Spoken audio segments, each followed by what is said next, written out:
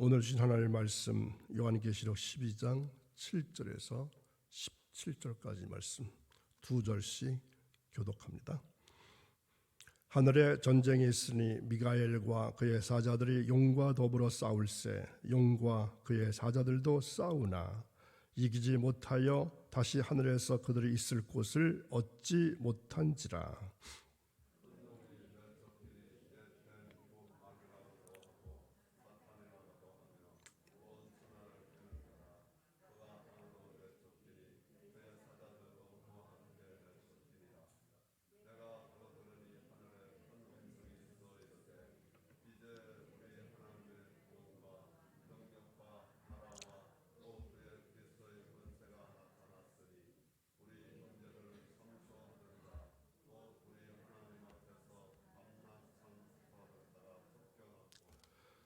또 우리 형제들이 어린 양의 피와 자기들이 증언하는 말씀으로서 그를 이겼으니 그들은 죽기까지 자기들의 생명을 아끼지 아니하였도다.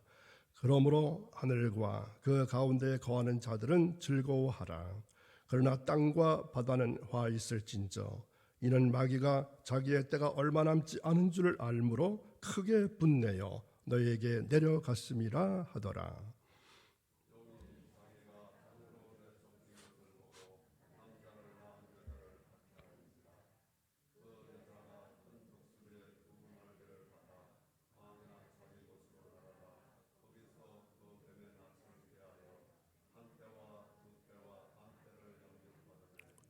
이어서 읽습니다.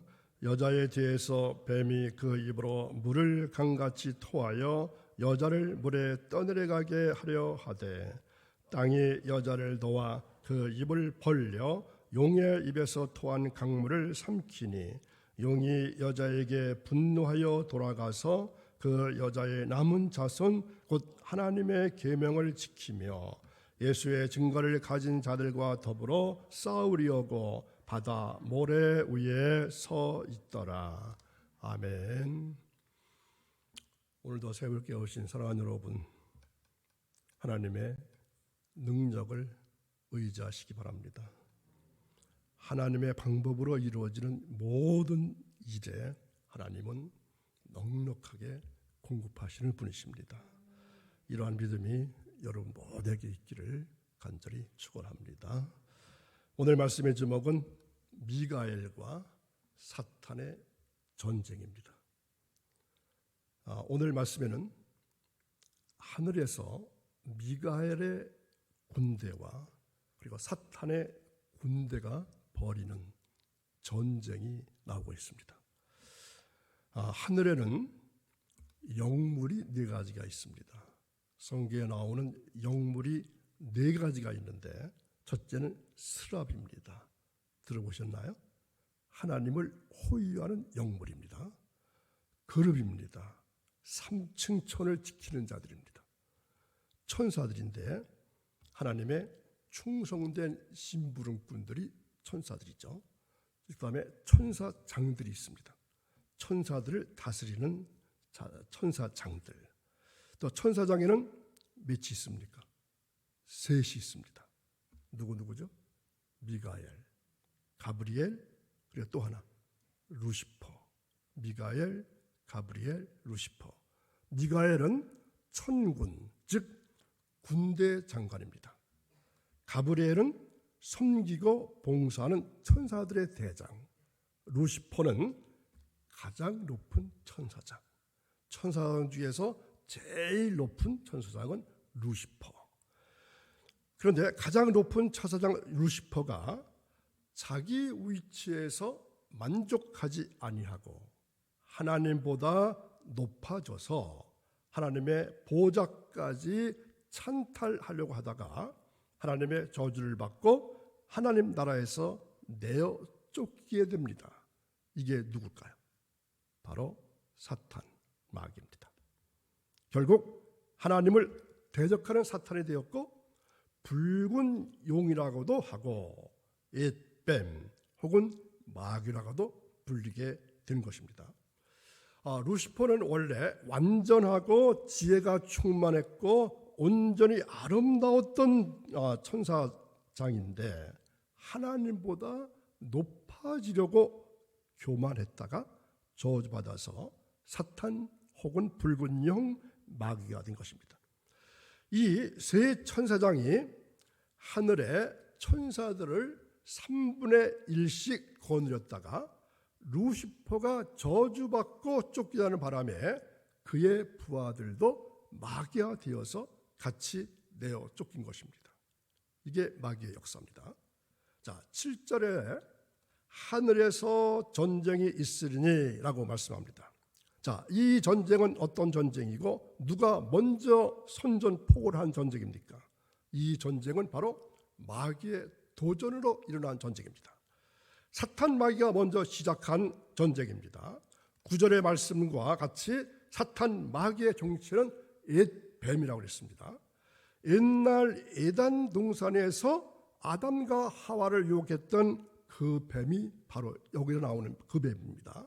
그 뱀을 마귀, 사탄이라고 부르고 또 큰 영 또는 붉은 영 이렇게 부릅니다. 자, 이 말씀 한번 읽어보겠습니다. 7절 하늘에 전쟁이 있으니 미가엘과 그의 사자들이 용과 더불어 싸울세 용과 그의 사자들도 싸우나. 자, 이렇게 말씀하고 있죠. 이 전쟁은 미가엘과 용 둘만의 싸움이 아니라 양 진영의 싸움입니다. 미가엘은 하나님의 군대 장관이라 했습니다. 천군 천사를 통솔한 천사인데 하나님을 대신해서 이 미가엘이 싸우고 그 반대편에 사탄 마귀가 그의 사자들과 더불어 싸운다고 하는 것입니다. 자, 이것은 어떤 전쟁입니까? 영적인 전쟁입니다. 우주적인 전쟁입니다. 지금 이 전쟁은 하늘에서 천사들 간에 벌어지는 영적인 전쟁입니다. 이 전쟁의 결말은 어땠습니까? 이미 이사야서에 나와 있습니다.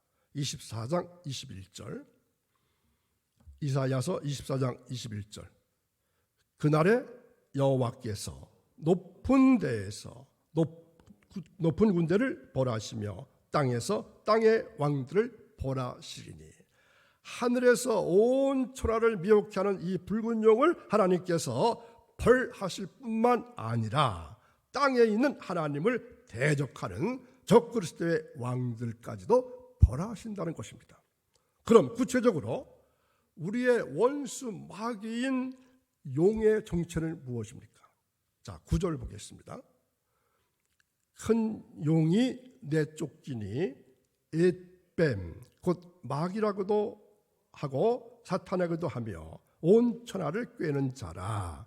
그가 땅으로 내쫓기니 그의 사자들도 그와 함께 내쫓기니라.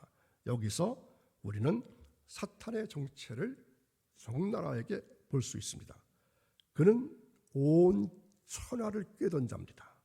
한두 사람만 유혹하는 것이 아니라 온 세상 사람을 유혹하던 자라는 것입니다. 이것이 사탄의 본질입니다. 그러나 이러한 사탄의 운명에 대해서 8절에 보면은 이기지 못해서 다시 하늘에서 그들이 있을 곳을 얻지 못했다고 말씀합니다. 자, 이 사탄 마귀는 하늘에서 미가엘의 군대를 절대로 이기지 못합니다. 그리고 반드시 실패한다는 것입니다. 그러므로 있을 곳을 얻지 못해서 이 땅에서 쫓겨와서 온 천하를 유혹하는 것입니다. 그래서 에베소서 못 같으면은 마귀를 공중의 권세에 잡은 자라고 말합니다. 자, 에베소 2장 2절을 보겠습니다. 그때 너희는 그 가운데서 행하여 이 세상 풍조를 따르고 공중의 권세 잡은 자를 따랐으니 아들들 가운데서 역사하는 영이라. 여기서 공중이란 어딜 말할까요? 바로 세상을 의미합니다. 이렇게 미가엘과 싸워서 패한 마귀가 이 세상에 쫓겨와서 어떻게 할까요? 조용히 하고 있을까요? 조용히 있겠습니까? 하늘에서 패배한 것에 큰 원한을 품고 이 땅에 내려와서 사람들의 마음에 분란을 일으키면서 괴롭히는 것입니다. 이 마귀를 헬라어로는 디아볼로스 이렇게 말합니다.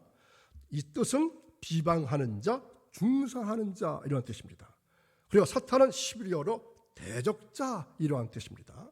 사탄 마귀의 이런 속성은 지금도 그대로 남아 있습니다. 그래서 마귀는 계속해서 우리를 비방하고 중상해서 서로 대적하고 참소하게 만드는 것입니다. 욥도 바로 이런 참소로 인해서 온갖 고난을 당했습니다. 에덴 동산에서도 하와를 유혹하고 하나님을 불공평하고 냉정한 분으로 참소해서 선악과를 따먹도록 유혹했습니다. 이 마귀는 지금도 우리를 중상모략합니다. 하나님을 대적하고 밤낮으로 교회를 참소하고 성도를 참소하고 이 세상을 모략합니다. 이것이 전부 마귀가 하는 짓거리입니다. 그렇기 때문에 우리는 이 말씀 분명히 집중해 보시기 바랍니다. 우리는 건전한 비판은 해야 하지만 부정적인 사고는 굉장히 위험하다는 것을 아시기 바랍니다. 사실 우리는 남의 비리와 진실을 파헤치고 날 것 같으면 뭔가를 개혁하고 또 뜯어 고칠 수 있을 거라고 생각합니다. 그렇게 생각하시나요? 그래서 정의의 이름으로 남의 뒤를 캐고 남의 비리를 파헤치는 데 저마다 열심입니다. 그러나 잊지 마십시오. 역사 이래로 남의 비리를 파헤치고 진실을 밝힌다는 명목으로 들춰놓고는 마귀가 더 더러운 짓들을 얼마나 많이 했는지 모릅니다. 성경의 예를 들어보겠습니다. 여러분, 소돔과 고모라 지난주에도 말씀을 들었죠. 소돔성이 왜 망했습니까? 의인 10명이 없어서 망했다고 했습니다. 그런데 성경은 어떻게 말씀하고 있죠?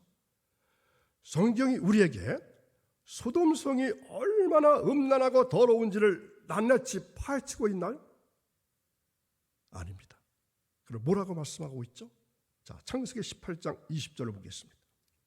여호와께서 또 이르시되 소돔과 고모라에 대한 부르짖음이 크고 그 죄악이 심히 무거우니. 어떻게 말씀하셨죠? 그 죄악이 심히 무거우니. 요 정도만 말씀하셨습니다. 노아 시대 사람들이 얼마나 악했으면 하나님께서 물로 싹 쓸어버리셨을까요? 그럼에도 불구하고 성경은 그 시대의 죄악을 낱낱이 파헤치고 폭로하고 고발하고 있습니까? 아닙니다. 창세기 6장 5절을 보십시오.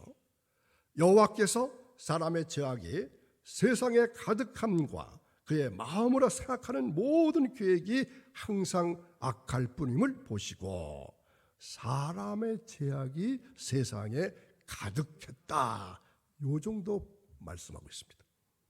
여러분, 속지 마십시오. 누구의 내막을 안다고 무슨 비리를 안다고 말아다니고 돌아다니는 그 사람 속에는 누가 역사하고 있습니까?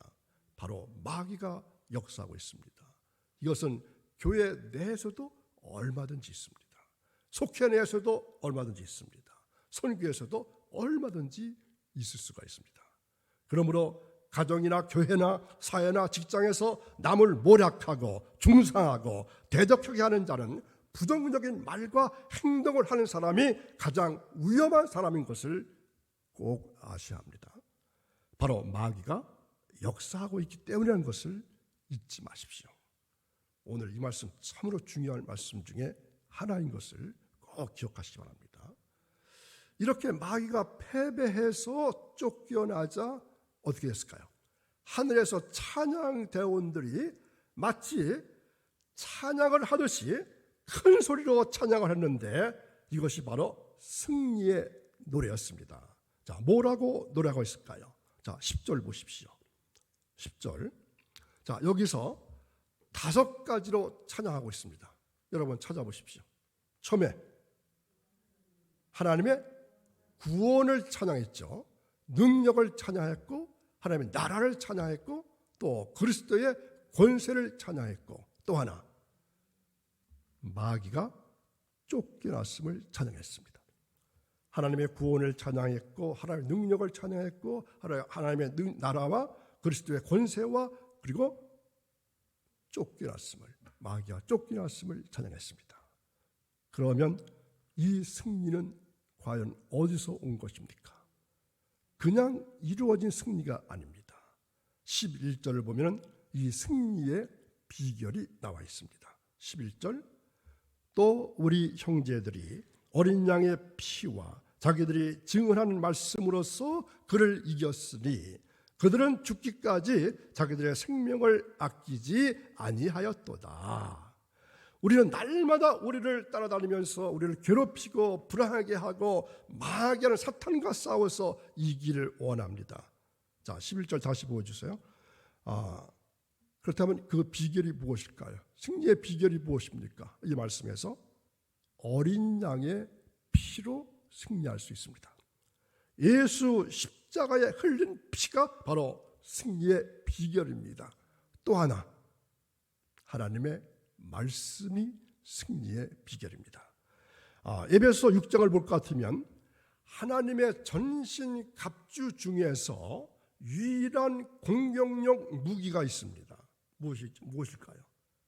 성령의 검이신 하나님의 말씀입니다. 자, 에베소 6장 16절 17절 보겠습니다. 모든 것 위에 믿음의 방패를 가지고 이로써 능히 악한 자의 모든 불화살을 소멸하고 구원의 투구와 성령의 검 곧 하나님의 말씀을 가져라. 성령의 검 하나님의 말씀을 가져야 승리할 수 있습니다. 하나님 말씀이 바로 우리를 승리케 하는 것입니다.